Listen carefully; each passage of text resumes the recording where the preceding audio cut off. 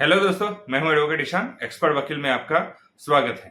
दोस्तों, आज हम बात करेंगे एविडेंस के बारे में, यानी कि साक्ष्य के बारे में कि साक्ष्य कितने प्रकार के होते हैं, कौन कौन से होते हैं और हर साक्ष्य का क्या मतलब होता है। इसके बारे में आज हम वीडियो में जानेंगे, यानी कि एविडेंस कितने प्रकार के होते हैं और हर एविडेंस को क्या क्या कहा जाता है, इसके बारे में हम इस वीडियो में जानेंगे। तो वीडियो को अंत तक जरूर देखिएगा ताकि आपको इन्फॉर्मेशन पूरी मिल सके। और अगर आपने अभी तक हमारे चैनल को सब्सक्राइब नहीं किया तो अभी सब्सक्राइब कर लीजिए और साथ में बेल आइकन भी दबा दीजिए ताकि ऐसे लीगल नॉलेज, लीगल वीडियो आपको मिलते रहे। तो चलिए शुरू करते हैं।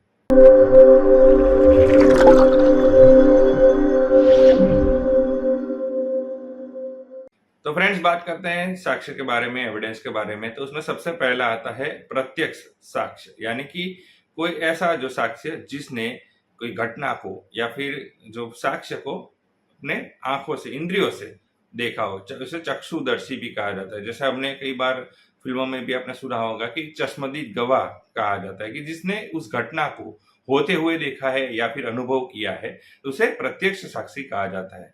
आमतौर पर न्यायालय ये मानता है कि जो प्रत्यक्ष साक्षी होता है वो एक प्रमाणिक होता है।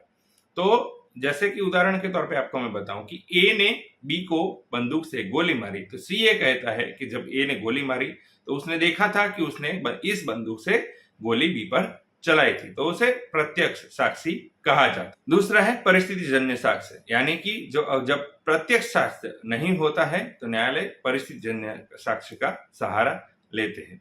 परिस्थिति जन्य साक्ष्य यानी कि घटना के इर्द गिर्द होने वाली घटना, यानी इर्द गिर्द होने वाली परिस्थिति का सहारा लिया जाता है। जैसे कि अगर ए के ऊपर बी की हत्या का आरोप है तो ये भी देखा जाता है कि ए और बी के बीच में पहले से ही जो है लंबे समय से दुश्मनी चल रही थी। फिर बी जब जंगल में गया था तो ए उसके पीछे भागते हुए गया और फिर ए जब वापस लौटा तो उसके कपड़े के ऊपर कुछ खून के निशान थे और बी लंबे समय से गुमशुदा है। तो इस तरीके से जो परिस्थितियां होती है उसका सहारा लिया जाता है और न्यायालय में ये माना जाता है कि साक्षी झूठ बोल सकता है लेकिन परिस्थिति नहीं। तीसरा होता है प्राथमिक साक्ष्य, यानी कि ये सबसे महत्वपूर्ण और सर्वोत्तम साक्ष्य माना जाता है। न्यायालय सबसे अधिक विश्वास ये प्राथमिक साक्ष्य पर विश्वास करते हैं। प्राथमिक साक्ष्य यानी कि दस्तावेजी के रूप में होता है, इसे दस्तावेज साक्ष्य भी कहा जाता है और ये सबसे महत्वपूर्ण और विश्वास पात्र साक्ष्य होता है।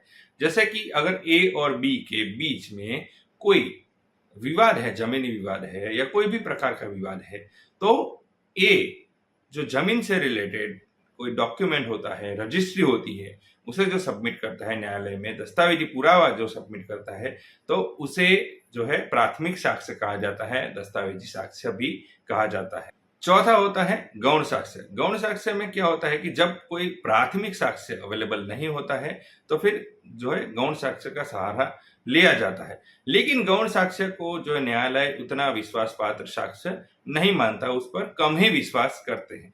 अब गौण साक्ष्य में क्या क्या आता है इसके बारे में बात करें तो गौण साक्ष्य में यह होता है कि मूल दस्तावेज की कोई फोटोकॉपी हो सकती है या फिर गौण जो मूल दस्तावेज की कोई यांत्रिक यानी कि इलेक्ट्रॉनिक कोई कॉपी हो सकती है या फिर जो मूल दस्तावेज को मिलन करके कोई और कॉपी बनाई गई है उसे भी जो है गौण साक्ष्य के रूप में गिना जा सकता है। लेकिन न्यायालय का यह मानना है कि जो प्राथमिक साक्ष्य है, जो ओरिजिनल डॉक्यूमेंट है, वो सबसे सर्वाधिक विश्वास पात्र होते हैं, लेकिन जो गौण साक्ष्य है वो उतने विश्वास पात्र साक्ष्य नहीं होते हैं।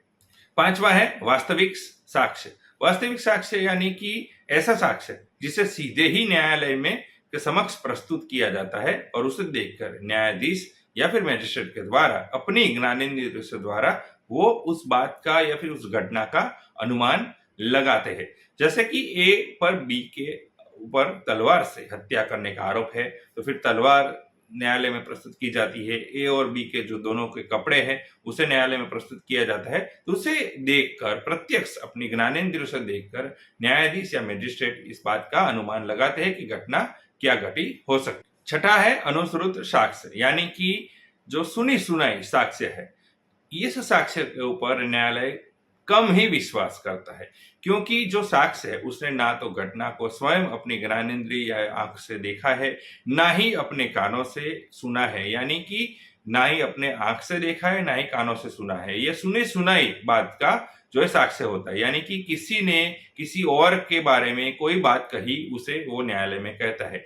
जैसे कि ए ने बी के घर में चोरी की है ऐसा सी कह रहा था, ऐसी बात डी अगर न्यायालय में आके कहता है तो इसे अनुश्रुत साक्ष्य कहा जाता है। इस पर न्यायालय कम ही विश्वास कर। सातवां है मौखिक साक्ष्य। मौखिक साक्ष्य यानी कि कोई व्यक्ति अपने मौखिक रूप से न्यायालय में प्रस्तुत होकर मौखिक बात करता है तो उसे जो है मौखिक साक्ष्य कहा जाता है। जैसे कि कोई साक्षी का रिश्तेदार है या कोई हितेच्छु है, बस इसीलिए वो अविश्वसनीय है ऐसा नहीं माना जा सकता है। यानी मौखिक साक्ष्य यानी कि कोई साक्षी का हितेच्छु है लेकिन उसने प्रत्यक्ष घटना को देखा या वो अपने मौखिक रूप में वो कहना चाहता है तो उसे मौखिक साक्ष्य कहा जाता है। आठवां है दस्तावेजी साक्ष्य, यानी कि कोई ऐसा साक्ष्य जिसे साबित करने के लिए दस्तावेज की या लेख की या प्रतिलेख की जरूरत पड़ती है, ऐसे जो है साक्ष्य को दस्तावेजी साक्ष्य कहा जाता है।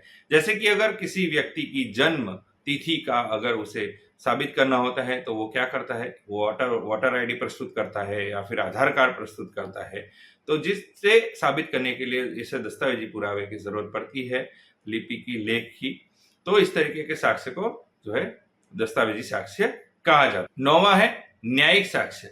न्यायिक साक्ष्य यानी कि न्यायालय के सामने प्रस्तुत किया हर साक्ष्य, या चाहे वो मौखिक हो साक्ष्य हो या फिर जो दस्तावेजी साक्ष्य, वो सभी साक्ष्य को न्यायिक साक्ष्य कहा जाता है। यानी न्यायालय के सामने जो प्रस्तुत किया गया है वो हर साक्ष्य को न्यायिक साक्ष्य कहा जाता है। और 10वां है न्यायोत्तर साक्ष्य, यानी कि ऐसा साक्ष्य जो न्यायालय के समक्ष अपना अभिप्राय न देकर किसी अन्य व्यक्ति के सामने अन्य स्थान पर देकर जाकर अभिप्राय देना, उसे न्यायोत्तर साक्ष्य कहा जाता है। यानी कि ए ने बी के घर में चोरी की है ऐसा वो न्यायालय में आकर नहीं कहता है लेकिन सी के सामने जाकर कहता है, ऐसा साक्ष्य को न्यायोत्तर साक्ष्य कहा जाता है। तो फ्रेंड्स, ये थी इंफॉर्मेशन कि एविडेंस यानी कि साक्ष्य कितने प्रकार के होते हैं। तो साक्ष्य 10 प्रकार के होते हैं और हर साक्ष्य का क्या मतलब होता है, न्यायालय किन साक्ष्य पर ज्यादा भरोसा करता है, किन साक्ष्य पर कम भरोसा करता है, ये सारी डिटेल आज हम इस वीडियो में जाने। तो दोस्तों, कैसी लगी इंफॉर्मेशन जरूर बताइएगा।